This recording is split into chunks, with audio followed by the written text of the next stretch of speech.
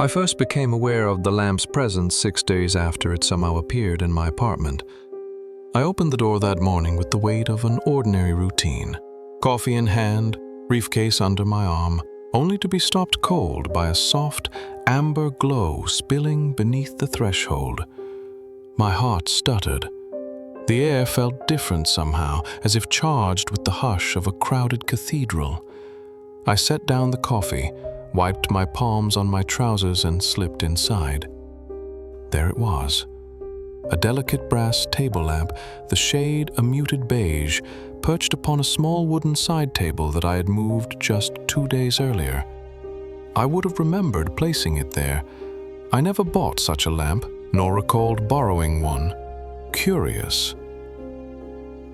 Its pull chain swung gently, brushing the table's surface. I reached out and tickled the chain with the fingertip. It jingled like distant laughter. The shade's fabric was slightly creased at the edge, as though aged by years of heat. I ran my hand along the brass base. It was smooth, cool to the touch, but I felt in its weight the remainder of a lost memory. For a moment I wondered if I was still dreaming. I unplugged the lamp without second thought. It blinked off, but the faint amber glow lingered at the edges of my vision. I stared at the empty socket, the cord trailing to the wall outlet, and felt a hollow ache in my chest. That night I slept poorly, my dreams a diffuse haze. Dream 1. I stood in a narrow hallway lit by dozens of identical lamps, each casting a warm yellow halo on peeling wallpaper. The walls curved inward, guiding me toward a single lamp set apart on a small table beneath a curtained window. Its shade bore a tiny tear at the seam, like a teardrop frozen in fabric. I knelt and whispered its name, Marjorie. A hush answered me. Then a door at the end of the hall creaked open and I stepped through. Beyond lay a dimly lit room I had never seen but somehow knew by heart. An armchair stood beside the lamp. In it sat an old woman whose face was veiled in shadow. I could feel her watching me, patient and expectant. I woke, panting. The lamp on my own table was dark. I lay in bed, silent, tracing the dream's outline with my fingertips. Its warmth felt real.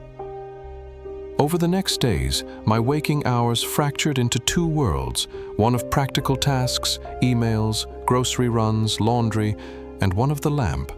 I sketched it on coffee-stained napkins, the contour of its base, the twist of its chain, the soft flare of the shade. Each sketch shaped the lamp into something more than artifice, a vessel. I showed one drawing to my friend Lynn.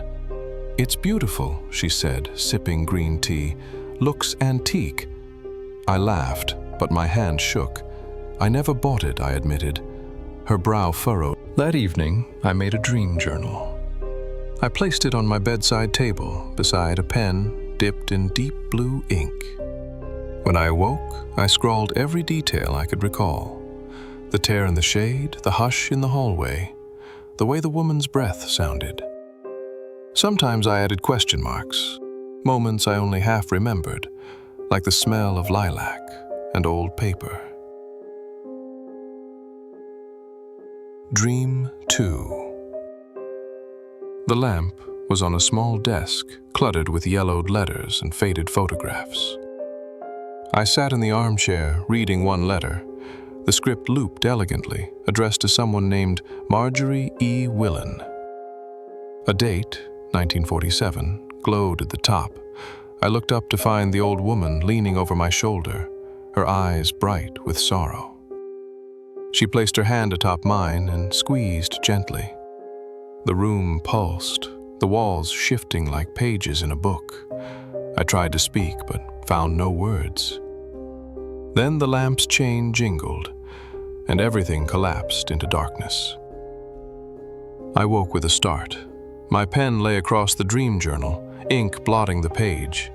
I leaned forward, heart hammering, and pressed my palm onto the blot. The stain felt warm, as though imprinting itself onto my skin.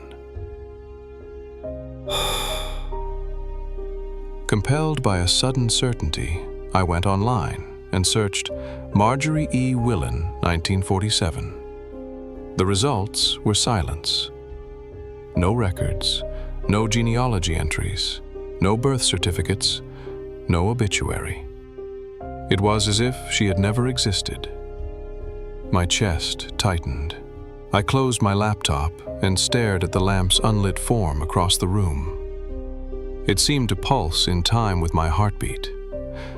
I spent the following afternoon at the public library, scouring microfilm archives of local newspapers.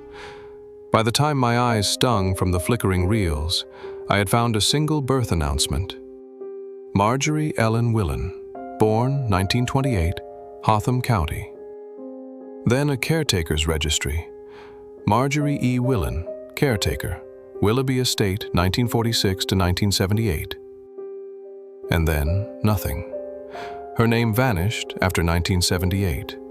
No marriage record, no death notice, only a blank page, as though someone had torn her life from the ledger.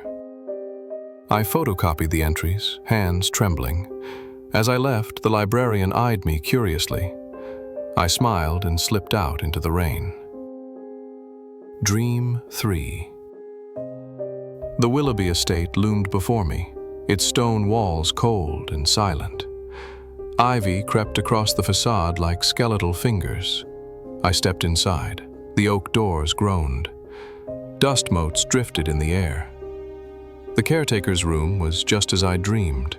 Lilac wallpaper peeling in places, a window blocked by tattered drapes, and the lamp, exactly as in my apartment. That morning, I packed a small bag and drove to the ruins of the Willoughby estate. I stood before a boarded-up entrance, heart hammering. With shaking fingers, I pried open a sagging window and climbed through. Inside, the corridors were choked with dust and silence. Footsteps echoed. I followed a dim shaft of light to a door marked Caretaker. I pushed it open. The room was empty except for the socket on the wall where the lamp must have been. I pressed my hand to the spot. The plaster was cool and pitted. A soft jingling behind me made me spin.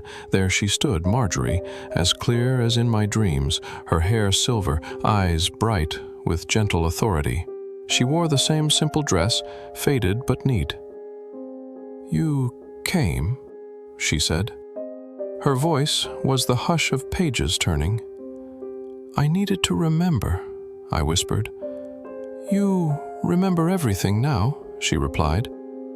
"The lives I held here, the stories I kept alive through this lamp, but someone must carry them forward." My throat tightened. "Why me?"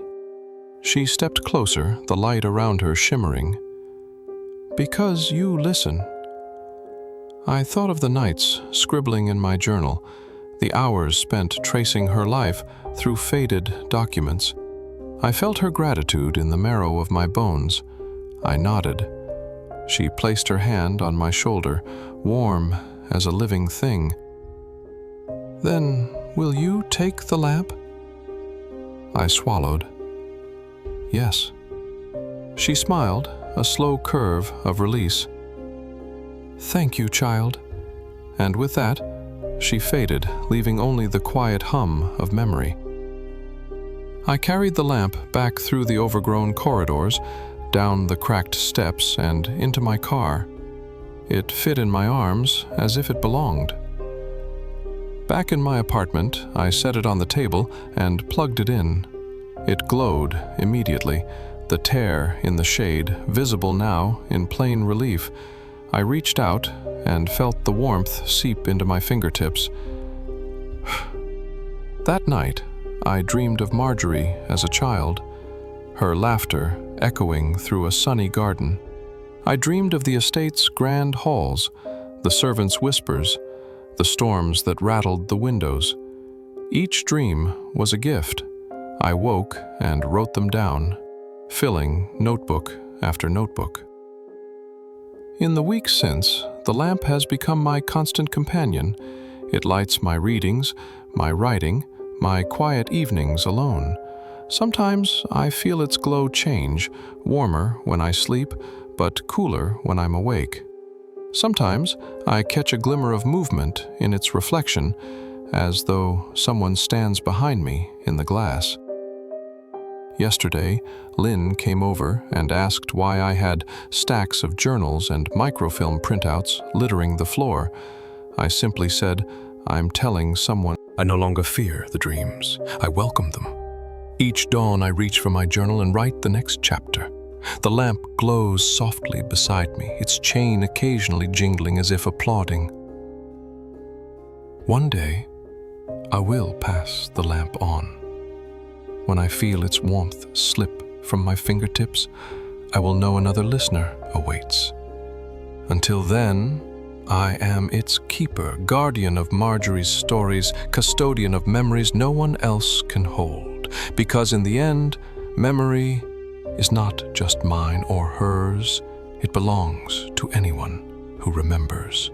And as long as the lamp burns, those stories will live on.